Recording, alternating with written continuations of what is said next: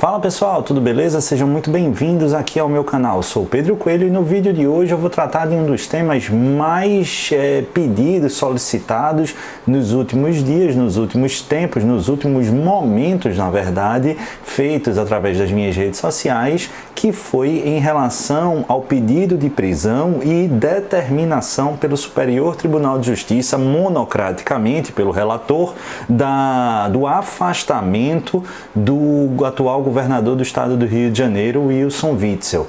E aí, Pedro, essa cautelar é possível? Diante do pedido de preventiva, ele seria possível de ser determinado, apesar de não ter sido? Já existe processo penal?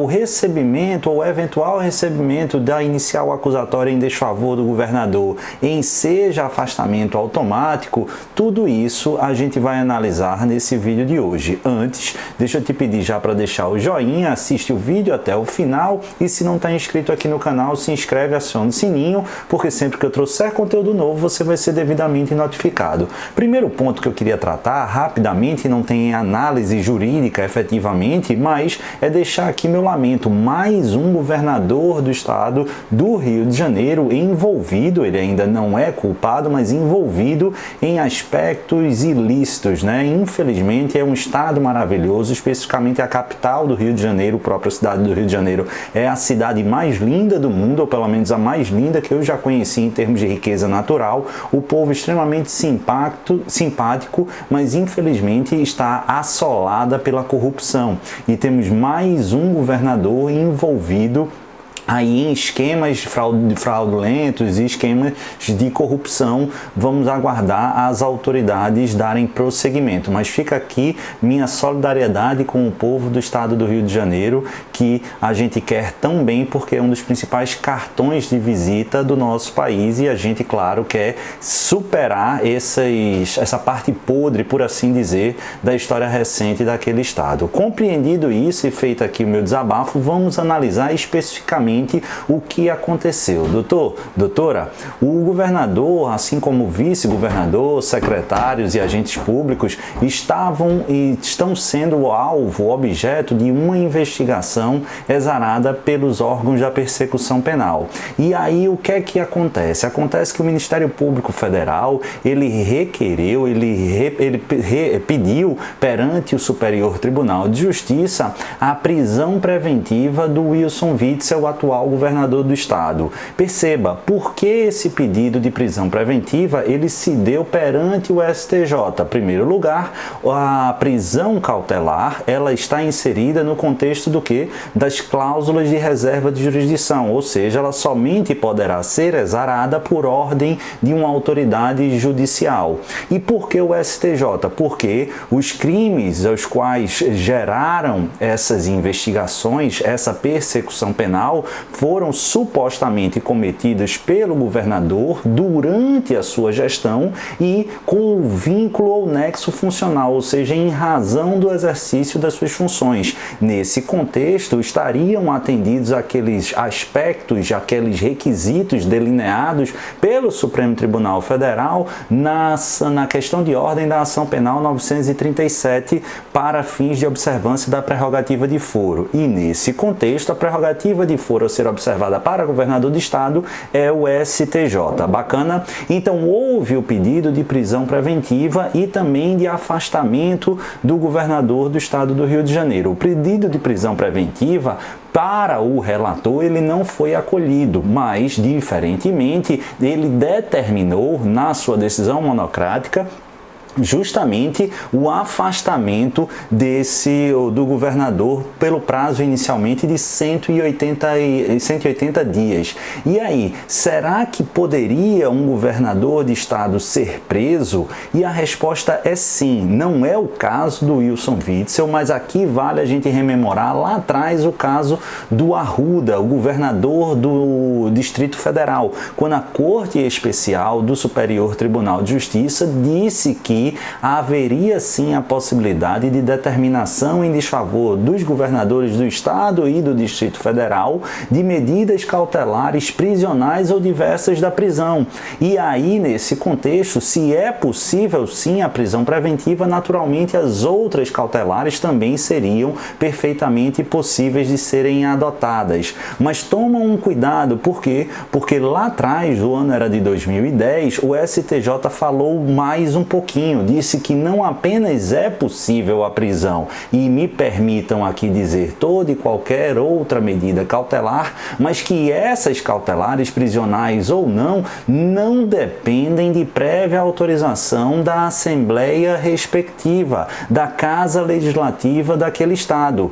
Então perceba que eu tenho duas conclusões importantes aqui para estabelecer. Aquela imunidade prisional provisória estabelecida lá na Carta Magna, no artigo 86, parágrafo 3º, ela se limita ao presidente da República. O referido dispositivo, ele fala que enquanto não sobrevier sentença penal condenatória, nas infrações comuns, o presidente da República ele não pode ser preso, ou seja, não cabe em seu desfavor prisão cautelar. Nesse contexto, claro, em relação às infrações penais comuns, a gente só tem essa prerrogativa garantida para o presidente da República, não sendo possível as constituições do Estado ou mesmo a lei orgânica do Distrito Federal trazer semelhante previsão, semelhante prerrogativa para os governadores do Estado. Bacana, tranquilo. E para a gente não decorar, o que é que fundamentou esse raciocínio?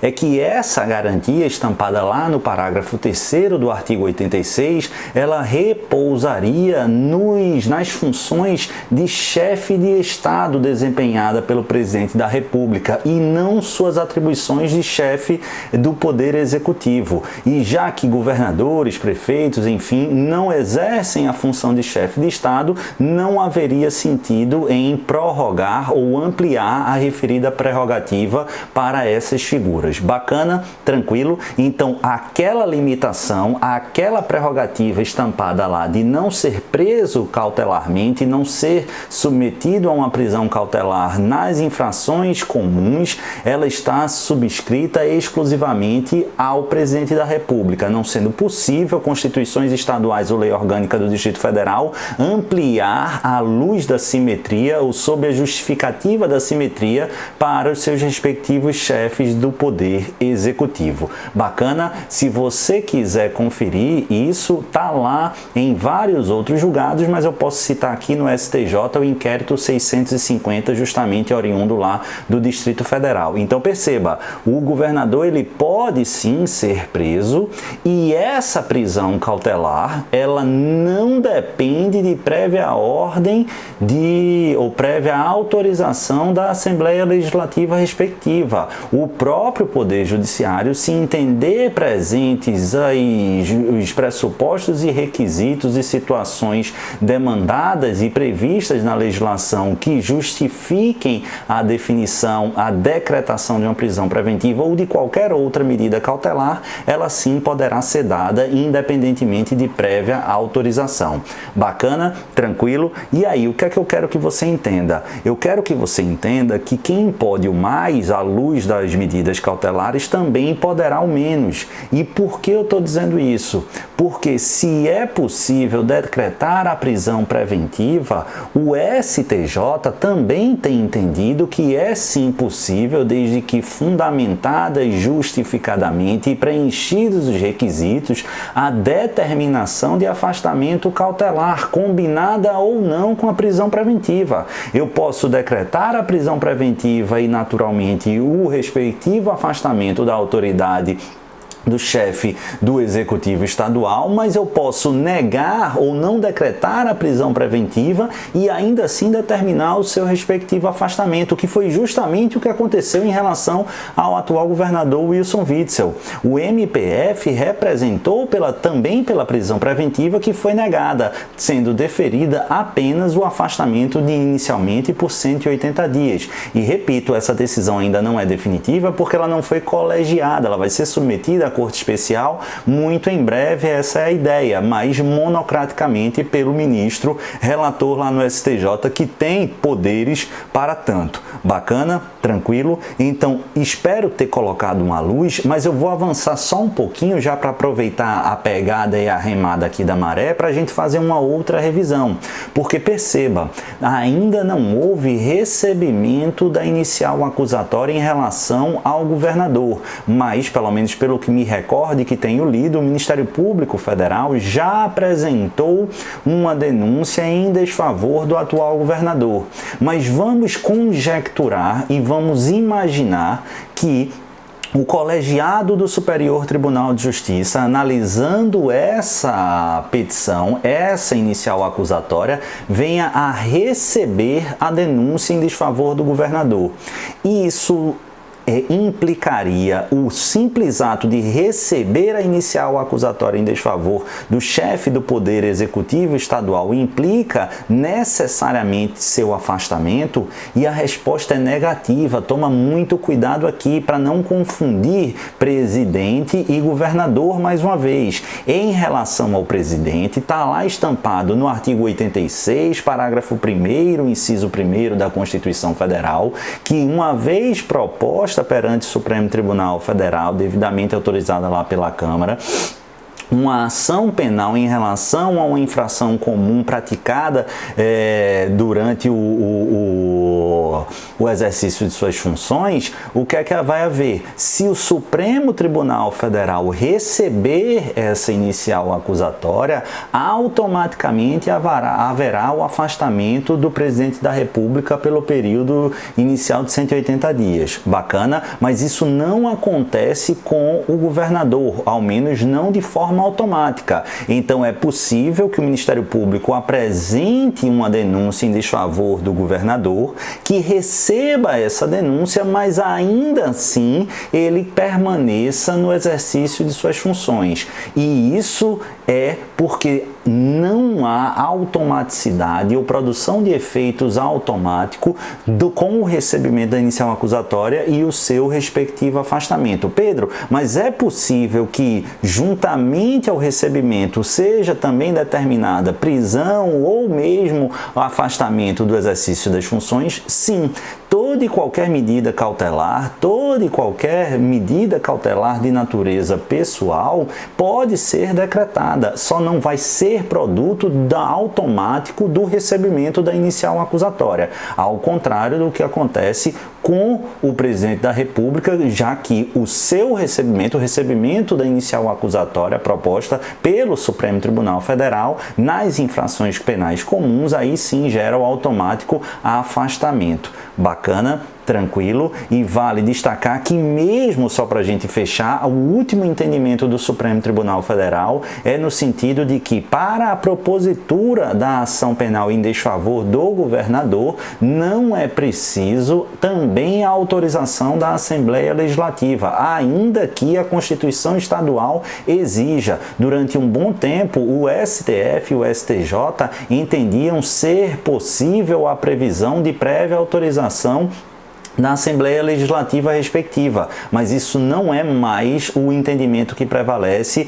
e essas previsões são reputadas como inconstitucional. Então, resumo da obra: para determinar medida cautelar contra governador do estado é possível sim, inclusive prisional, não é preciso prévia autorização da Assembleia Legislativa. Perceba então que, ao menos tecnicamente, foi completamente rígida e correta a medida decretada monocraticamente pelo ministro relator lá no STJ, que determinou não a prisão preventiva, poderia, mas não decretou, mas apenas o afastamento inicialmente por 180 dias das funções de governador do estado. Lembrando que essa decisão ela ainda pode ser revista pelo colegiado, muito provavelmente da Corte Especial nos próximos dias. Bacana, tranquilo? A gente tem uma inicial acusatória lá proposta pelo Ministério Público Federal, mas contra o governador, mas perceba, ela ainda não foi recebida. E afastando-nos um pouco da realidade do Rio de Janeiro, contra qualquer governador, essa inicial, se for recebida, ela gera necessariamente o afastamento? Não. Para que haja afastamento ou prisão ou qualquer outra medida cautelar, é necessário uma decisão específica, uma análise específica dessas medidas, não sendo elas produtos da produto automático do recebimento da acusação, diferentemente do que acontece, só para a gente fechar aqui, com o presidente da República, à luz do artigo 86, parágrafo 1º, inciso 1º da Constituição Federal. Bacana, pessoal, 15 minutos aí, mas tentei trazer um panorama, esclarecimentos fundamentados, sem paixão política, e aproveitei aqui para a gente fazer uma revisão, porque esses pontos são extremamente importantes, são cheios de detalhes e despencam em prova de concurso público. Se você gostou, comenta aí embaixo, não esquece de deixar o seu joinha, indicar o nosso canal para os seus amigos e, claro, se você não está inscrito, se inscreve, aciona o sininho, porque sempre que eu trouxer conteúdo novo, você vai ser devidamente notificado. Um beijo no coração de vocês, ótimo final de semana e até o próximo vídeo. Valeu, pessoal!